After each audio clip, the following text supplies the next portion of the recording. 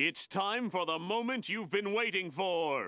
Da, da, da, da, da, da, da, da. Da, da, da, da, da, da, da, da, da, da, da, da, da, da, da. Da, da, da, da, da, da, da. Da, da, da, da, da, da, da, da, da, da, da, da, da.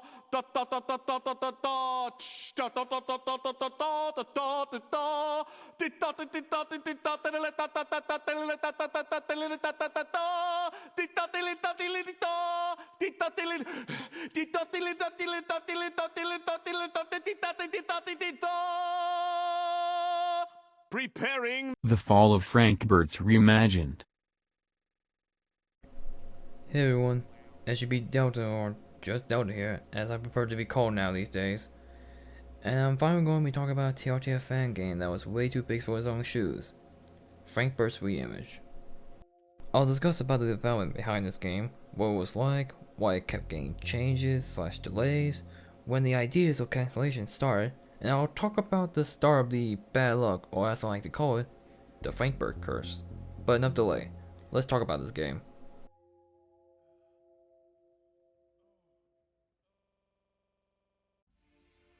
Now, development for this game started around September 27, 2017, and as soon as I finished that first teaser, that's when the bad luck started. So to put some more context behind this first sign of the bad luck, basically my family decided to move to a new house due to personal business, and so not a lot of stuff has been in place. And that night we were having dinner, nothing special. Then suddenly out of nowhere we heard someone shouting, "Get out of the house." So my mother got to the door to see what's going on, and this woman told her to get her and her kids out of the house. The electrical box near your house is on fire, and in case you don't know which one I'm talking about, this thing. Now, as soon as we got out of the house and checked on it, the thing exploded, causing a blackout in the neighborhood. So everyone in the neighborhood had no power for a week. Fun stuff. Then around February 20th, 2018, my dad got into a car accident. No, not the one that involves with colliding into another car. This one is where the car was driven off the cliff. How did this happen, you may ask? Well, before the crash, my dad had a terrible time trying to sleep, so he had been taking pills to help him sleep. The downsides to the pills were that he would randomly black out/pass out, and wouldn't you know it, those side effects caused him to crash. One moment he was driving back to his house, and the next thing he knew, he was down a cliff in terrible pain. And around that time, my brother's friends were having fun in our garage, and so when we heard the news our dad was in the hospital, we immediately stopped whatever we were doing and drove straight to the hospital to see how bad his condition was. And let me tell you, seeing a man who's gone through near-death experience can change those knowing them. If you are wondering how bad the injuries were, well, he has 17 stitches on his mouth and nose, a broken nose, fractured eye socket, and 2 fractures in his sternum, the middle bone in your chest, and 4 fractured ribs. Not fun to see or have for anyone. Oh, and his car was basically destroyed. Then around March, a little video came out that was mocking a bunch of fan games, including Reimage. Development is going great! This made me change my approach on the game. Before seeing the video, I didn't take the game in a very serious manner. Then after watching it, I thought to myself, what if I took this game in a serious approach? Which made me put an effort into the story of the game from here on out. Then around June, the idea of free roam came to mind. I thought, this should be easy. This should be easy. This should be easy. I was dumb as a brick back then. Then around October 4th, 2018, not only did my computer stop working, but my hard drive failed, which had every single file of the game.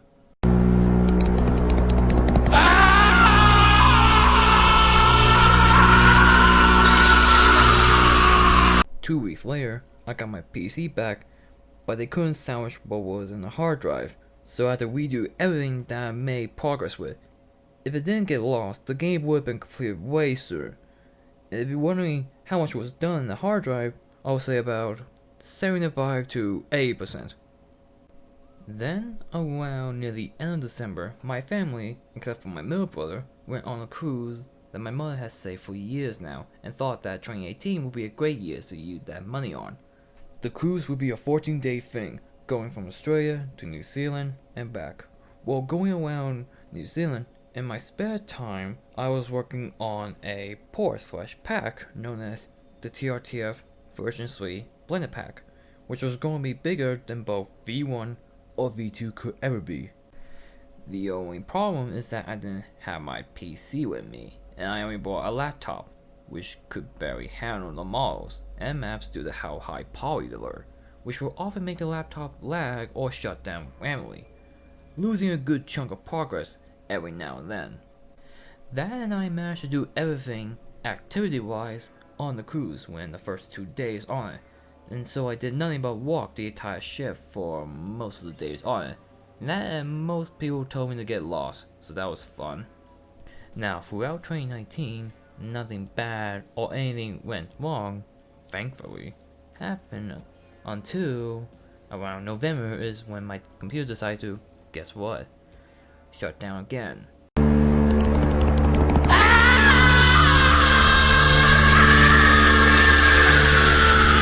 But luckily, I did get a new hard drive, and it had all my important files put onto it, but I couldn't work on anything until mid-December. So that made me get behind on a lot of things for an upcoming event, which was a disaster in every way. But how so, you may ask? People finally got to saw gameplay of Reimage. But that's the problem. Everything I thought was ready for the event wasn't. The game wasn't ready. It had a lot of missing stuff, like some UIs, sounds, and renders. That, and the people who had waited for this game for 2 years, and all they got was an incomplete/buggy office build. That, and the fact that Seb thought it would be a good idea to show some other stuff that wasn't meant to be seen. Which, by the way, if you are watching this Seb, you are a dumbass. That's all I'm gonna say. So after the event was over, I was really disappointed in myself, and this is where the idea of canceling started to bubble up. Afterwards, I continued working on it without much reason. Then around March this year, I asked a good friend of mine an opinion on a what if question, and it was related to canning Reimage. After that conversation, I ended up agreeing with a lot of what he said, and then afterwards, I started to stop working on it, and finally announced my cancellation of Reimage. 6 months later, do I regret canning it? Not really. Even though the fan game did have some really good ideas, I doubt the game would have done well, cause let's face it, it's a TRTF fan game, and those are basically a joke to the entire FNAF community, no matter how much you do change or add to make it better. It will be a joke in the eyes of the community, and I don't blame them.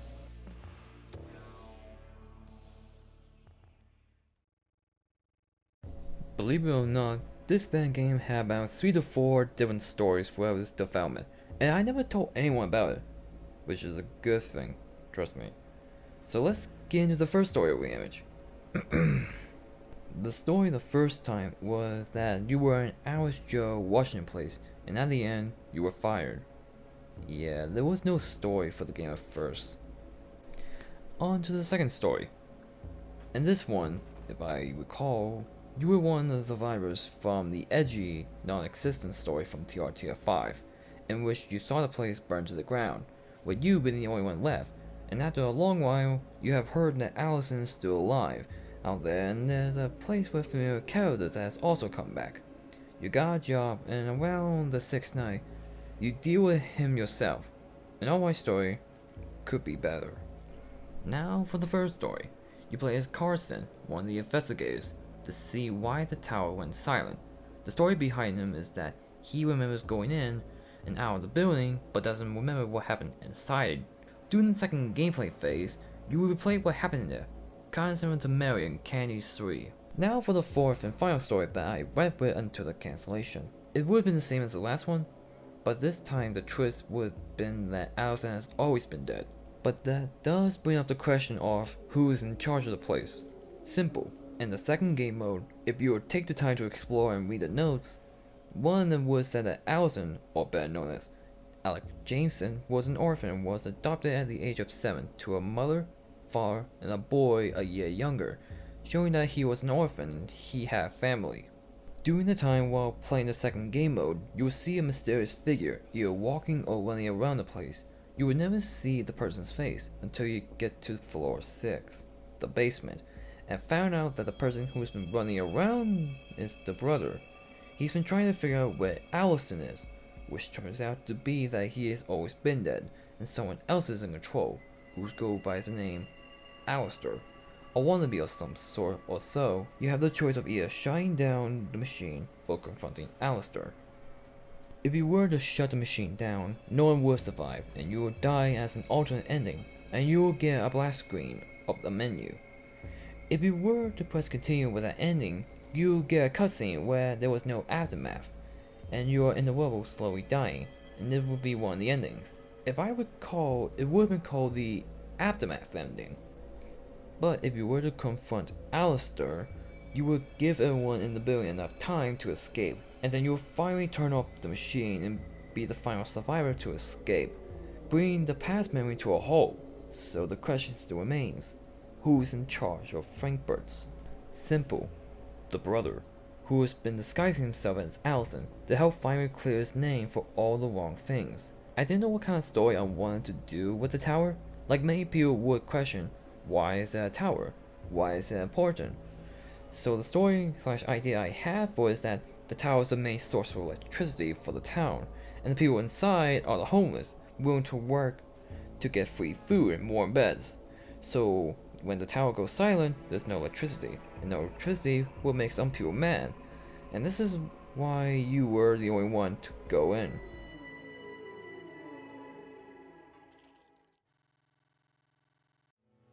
Now for the part that people have been waiting for me to talk about, the gameplay, or how Reimage was going to play. There was going to be 4 different game modes. I'll talk about the game modes and game mechanics are, and the enemies you would encounter in it. Where's the start better than game mode 1? You had your basic canvas and you had your map layout. We're using the TRTF3 map. There was a bottom and a top floor. The way you would access them were if you used the scroll wheel to either go up or down to change the layout, and the longer you stay on the canvas, the darker the hallway in front of you would become. The logic behind this is that your eyes need to readjust to the current lighting because of how bright the canvas are. The same happens when you hide behind the desk, but besides the hallway being dark, your office will also be dark as well. Now in this game/game mode, there aren't any phone calls, so I replaced them with these little notes that will act as the phone call. With this, you are allowed to check past notes from your previous nights before, just in case anyone forgot a certain mechanic or how a certain enemy works. One of your defense mechanics is that you can hide at the left side of your desk in front of you. If either Kitty, Buster, or Fang goes to your office, you will go there to prevent them from killing you. The other mechanic I have for Reimage is the radio.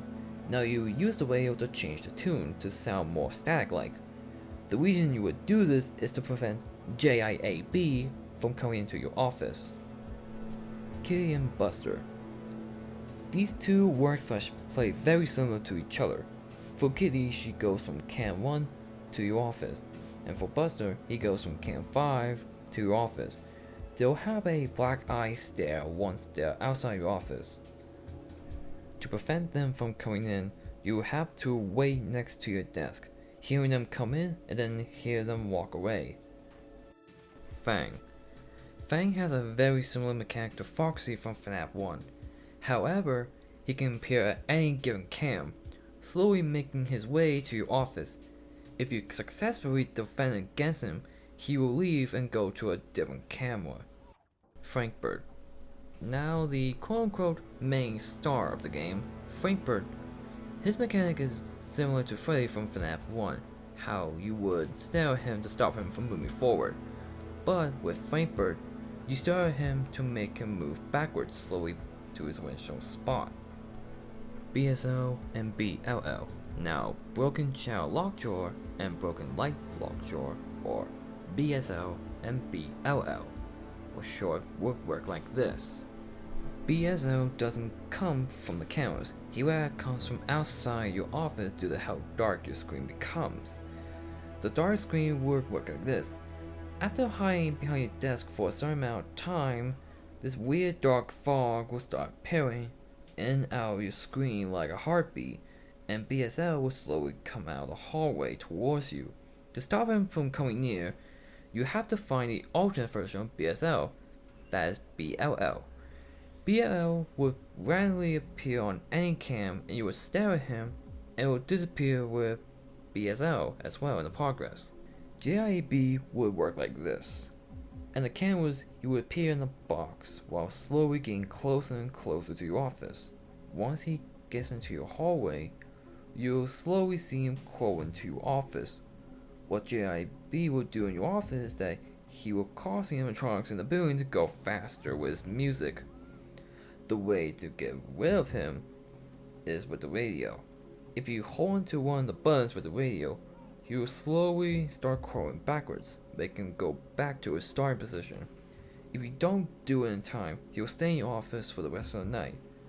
Think of him like the TRTF version of BB, but still annoying like BB.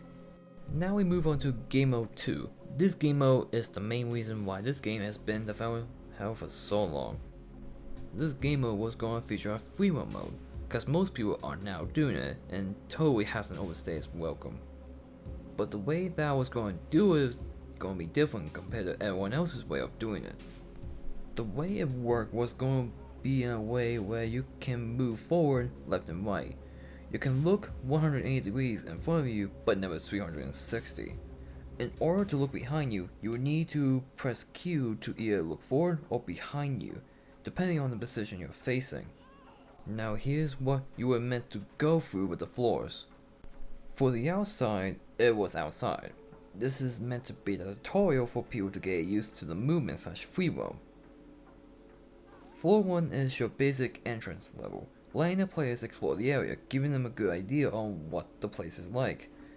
If the players were going to activate the generators in that room, this would make the enemies active. Floor 2 is a half and half sewer map, and what I mean by this is that the right side of the map is blocked, and the only way you can get to the other side of the map is by going near the end of the map, activating / pulling a switch to open the door near the start of the floor, and once you're going to the right side of the map, this will make the monster / enemy of that floor active. Now, floor 3 was meant to be a maze-like library floor that would have 2-layer floors within the floor. I don't remember how you would activate the monster in that floor, but it would have been something to do with the books. For floor 4, it would have been the same with floor 3 with its 2-layer within a floor, but this time it's not like a maze-like library floor, but with a room-by-room floor, which each of the rooms being slightly different compared to the last. Oh, and there's hallucination gas slowly coming into the floor, which makes the monster in the floor not only appear faster but also will change its appearance the more you stay in the gas. Floor 5 is known as the church floor, and there is no enemies in this floor. This is where mostly everyone from the tower has been staying so far. Floor 6, or the final floor, is where the machine is, and this is where if we were to turn it off, the building would collapse. The basement is more of an optional floor if you're going for 100% completion. The basement will be unlocked for the player, and upon going to it, it will be a big and empty floor, with a black void in front of you. Upon getting closer to the void, the player will hear a loud groan, and coming from the black void will be the re-imaged version of the beast. The beast would look like a combination of the Grave Mine from Halo 2 and the Doll Maker from Alice Madness Return, making it the smartest monster in the floor. But the beast is not an enemy, but more of a guidance for Carson and Allison's brother. The enemy for floor 1, he goes by the name the Stalker. He was meant to be an invisible enemy where you can't see him but you can hear him. During the beta stage for this floor, he was meant to be seen, but when I try putting him in, he sticks out like a sore thumb, and I tried many different ways of putting him in, but they'll end up something that I didn't like, and ended up just making him invisible. The enemy for floor 2 goes by the name, if I recall correctly, the masked one. She was an enemy that can't see you but can hear you. So if you were close to her, you would stay still and let her go by. Now the enemy for floor 3 is the Wanderer. Now I don't remember how he would play, but I do know he would appear, and how he would work would be similar to that one scene from It Follows, the dude from the hallway. On to the final enemy for floor 4, and the name for this enemy would have been the Dolls. The way that they would function worked with the floor 4 gas. If you go to any of the rooms, there was a chance that there would be a small doll that would appear somewhere in the room. If it had a Tristan-like look, you need to get out of the room. The more you stay in the gas, more of them will appear and become more Tristan until a big one will appear and kill you. Similar to Nightmare Freddy from FNAF 4. Now, Game Mode 3 never got into the gameplay phase, but was rather still in the idea phase.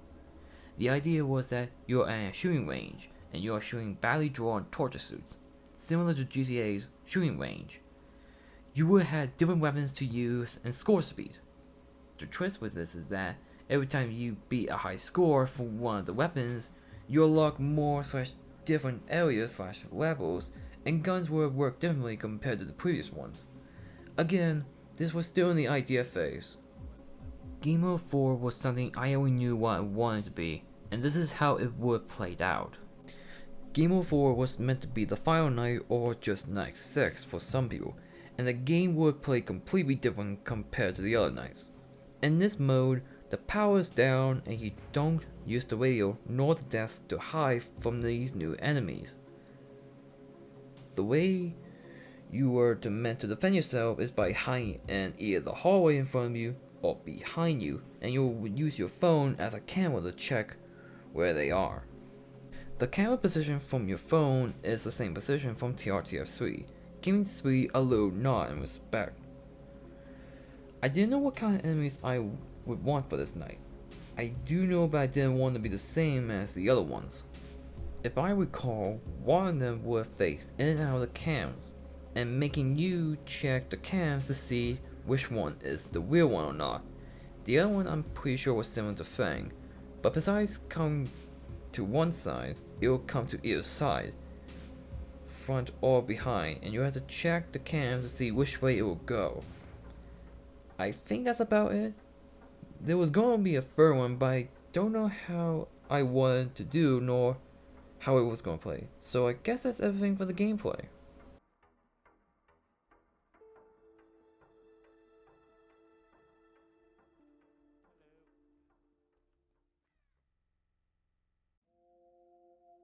So now that we have finally gotten to the end of the video, I want to thank everyone that was willing to give this TRTF fan game a shot. Even though it didn't come out, next time if I ever do start making fan games again, I won't start ambitious first, but will start simple, then get experimental later down the line. So now what happens here? Well, I guess this is the part where I part ways with TRTF and move on to other fan games and contents I like to do / make these past few months. But what about the content, blend files, and MFAs I said I might give out?